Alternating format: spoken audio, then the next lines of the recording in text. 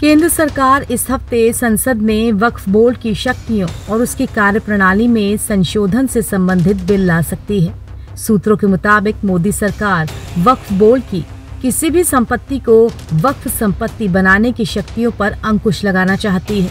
सूत्रों के अनुसार शुक्रवार शाम कैबिनेट में वक्फ अधिनियम में करीब 40 संशोधनों को मंजूरी भी दे दी है। प्रस्तावित संशोधनों के अनुसार वक्फ बोर्ड की ओर से किए गए संपत्तियों पर दावों का अनिवार्य रूप से सत्यापन का प्रस्ताव दिया गया है। इसी तरह वक्फ बोर्ड की विवादित संपत्तियों के लिए अनिवार्य सत्यापन का प्रस्ताव किया गया है।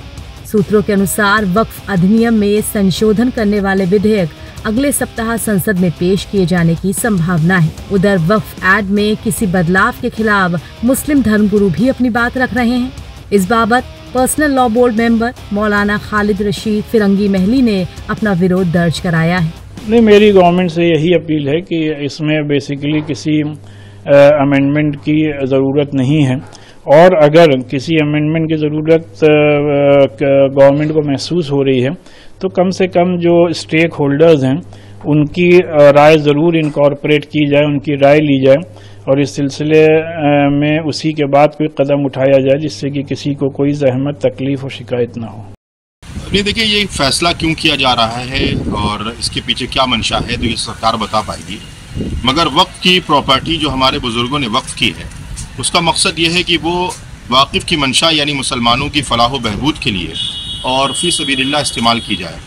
आप देखेंगे कि आज़ादी के बाद से वक्फ एक्ट बना, वक्फ बोर्ड मौजूद है। इसका काम यह है कि जो वक्फ की नज़्म नस्ख है या वक्फ की जो प्रॉपर्टी है उसको सही तौर पर चलाया जाए और उसका सही इस्तेमाल किया जाए, जैसा कि वाकिफ़ ने वक्फ करते हुए जो मंशा जाहिर की थी। अब अगर सरकार को ये लगता है कि वक्फ की प्रॉपर्टी में खुर्द-बुर्द हो रहा है तो उसके लिए बेहतर यह है कि वक्फ बोर्ड का ताउन करे, जहाँ पर सरकारी या गैर सरकारी संपत्तियों पर कब्ज़ा किया गया है उस संपत्ति को छुड़ाने का काम करे, और अगर सरकारी संपत्ति पर कब्ज़ा नहीं छुड़ा सकते तो कम से कम वक्फ बोर्ड में उसका किराया ज़रूर जमा कराया जाए। और अगर ये काम हो जाए तो जो जितने भी मसाइल हैं वो आसानी से हल किए जा सकते हैं।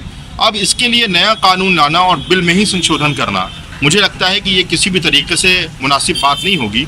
सरकार को अपने इस फैसले पर गौर करने की ज़रूरत है। जानकारों का मानना है कि इस संशोधन का सीधा असर उत्तर प्रदेश जैसे क्षेत्रों पर होगा, जहां वक्फ बोर्ड काफी सक्रिय है और उसके पास जमीन भी ज्यादा है। 2013 में यूपीए सरकार ने मूल अधिनियम में संशोधन लाकर वक्फ बोर्ड को और अधिक शक्तियां दी थी।